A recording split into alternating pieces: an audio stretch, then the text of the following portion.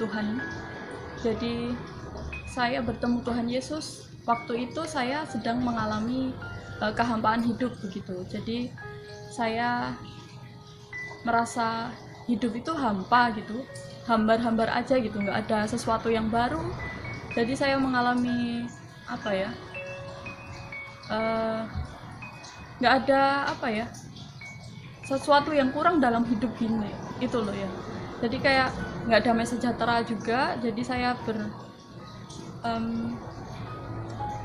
sekolah saat itu saya masih sekolah tapi kayak hidup tuh begitu-begitu saja gitu. Saya nggak merasakan Allah yang hidup gitu.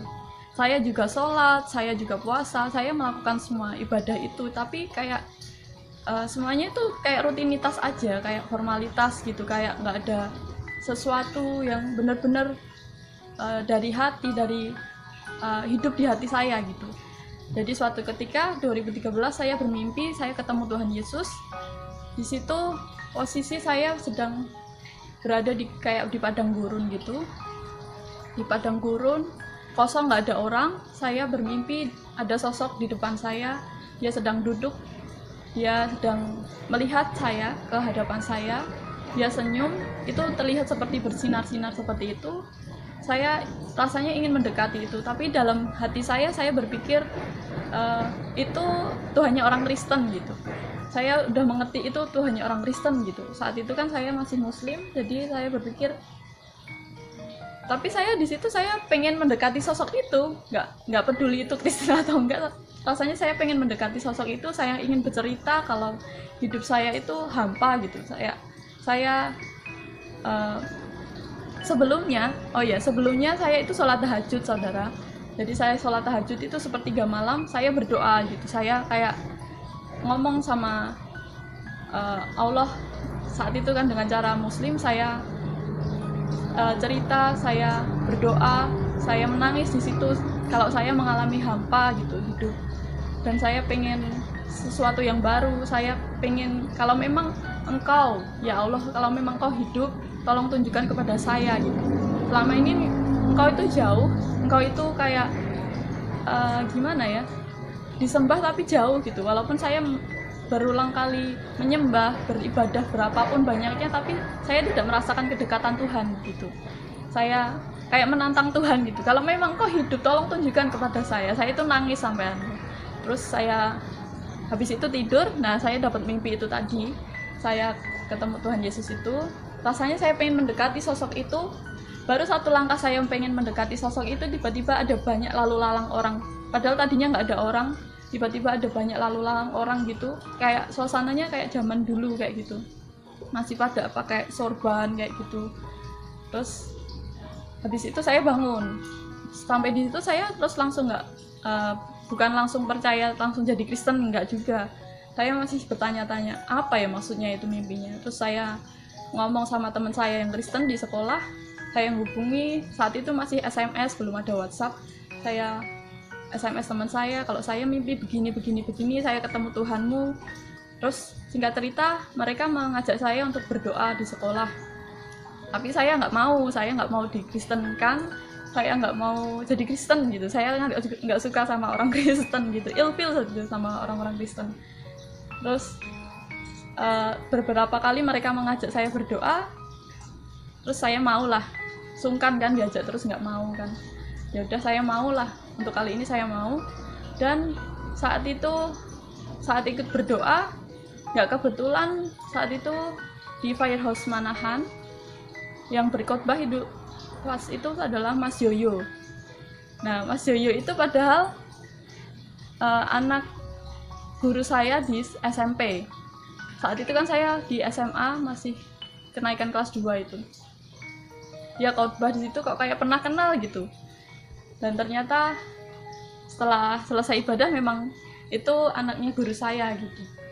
Nah, terus waktu itu pas awal-awal ibadah itu juga aku ngelihatnya pada bahasa roh gitu, kayak baca jimat atau apa gitu. Mereka tuh kayak ngomong apa gitu. Aku cuma ngeliatin aja mereka berdoa, mereka nutup mata, dan terus ada yang baca firman. Setelah baca firman mereka berdoa lagi kan.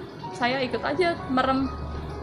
Saya ikut merem, tapi saat itu saya nggak tahu gimana apa yang saya katakan, tapi tiba-tiba saya merasakan dilawat Tuhan saat itu.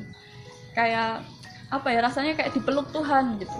Saya nggak bisa melihat alam roh dan lain-lain, enggak, tapi saya merasakan dalam hati saya Tuhan itu berbicara, akulah Bapamu yang kekal, kasih yang selama ini kamu cari itu ada padaku. Tuhan kayak ngomong sama saya gitu. Saya udah gimana ya, yang sebelumnya saya sholat tahajud tadi, saya berdoa pengen ketemu Tuhan, itu rasanya udah kejawab gitu. Tuhan itu memang Allah yang hidup gitu. Di situ saya dilawat Tuhan, saya nggak bisa berhenti menangis. Ternyata memang Tuhan itu hidup, Tuhan itu sayang sama saya, Tuhan itu mengasihi saya gitu. Tuhan itu benar-benar hidup gitu. Terus saya dilawat Tuhan, saya didoakan untuk menerima Tuhan Yesus sebagai Tuhan dan Juru Selamat. Dan mulai saat itu saya mulai menerima Tuhan, dan setelah itu banyak proses yang saya alami, mulai dari tekanan dari keluarga. Mereka kan tidak bisa menerima saya sebagai Kristen, karena dari dulu saya kecil kan Muslim, jadi seakan-akan keluarga tidak bisa mendidik saya gitu. Jadi mereka merasa kecewa. Jadi saya sempat diusir dari rumah itu selama 4 hari. Saya sempat dipukulin juga sama kakak saya karena dikira saya kesurupan kan, kok nekat ke gereja gitu kan. Tapi saya tetap nekat ke gereja karena saya merindukan firman Tuhan, merindukan Tuhan ngomong apa hari ini. Saya selalu merindukan itu. Yang saya nantikan di gereja itu bukan euforia dan lain-lain, bukan itu, tapi mereka melihatnya saya kesurupan lah dan lain-lain seperti itu, tidak bisa menerima saya kafir. Tapi setelah 4 hari Tuhan mengubahkan hati mereka dan saya suruh balik ke rumah. Saya balik ke rumah, tapi dengan catatan saya ngomong juga, saya tetap percaya Tuhan Yesus. Kalau memang saya harus pulang ke rumah, saya gitu. Ya udah, tapi harus diam-diam, jangan ngomong sama yang lain gitu. Soalnya saya tinggalnya di satu gang itu keluarga semua gitu, kayak ada om, tante, semuanya satu gang itu keluarga besar gitu. Nanti kalau ada kabar sedikit pun jadi tahu semua gitu. Jadi kamu nggak usah ngomong-ngomong. Ya udah, selama hampir sekitar 1 tahun, setiap saya ke gereja itu selalu diem-diem gitu. Kalau ada teman dari gereja jemput itu harus di gang jauh gitu, saya harus jalan dulu. Saya harus bayar harga. Saat-saat itu saya harus nggak boleh ngomong sama siapapun, nggak boleh. Ya saya nggak ngomong, tapi tetap aja waktunya Tuhan itu selalu tepat gitu. Saat itu saya diem aja, tapi tiba-tiba semuanya dibukakan Tuhan sedikit demi sedikit. Mereka tahu kalau saya itu orang Kristen gitu. Mereka tahu. Tapi ya gimana ya, mungkin kalau secara manusiawi saya pikir nanti mereka marah dan lain-lain, tapi dalam hati tetap sukacita, mau mereka mau menerima atau tidak sih, itu bukan masalah itu juga. Jadi ini tentang keselamatan, jadi ini keputusan saya ya begitu. Tapi setelah itu gimana ya, banyak proses yang saya alami di sekolah, di pekerjaan. Saya alami banyak dimana seperti Tuhan Yesus saat dia juga disiksa, diludahi, diapa-apakan sampai dia mati di kayu salib. Itu kan untuk menebus semua manusia. Itu menjadi teladan saya gitu. Kalau Tuhan Yesus saja sampai mati, itu yang saya selalu pegang saat awal-awal saya menjadi Kristen itu. Kalau sampai orang lain cuma mengucilkan saya, memukuli dan menyindir dan lain-lain, itu tuh nggak seberapa besar pengorbanan Tuhan buat hidup saya gitu. Jadi banyaklah, sampai sekarang pun bukan berarti saya menjadi Kristen dan hidup itu enak-enak saja, nggak begitu. Tapi justru tantangan itu selalu ada, ujian hidup itu selalu ada. Tapi di situ Tuhan selalu memperlihatkan kalau kita itu lebih dari pemenang gitu. Kita bisa melewati setiap ujian-ujian yang kita hadapi di dunia ini gitu dengan kekuatan Tuhan. Gitu.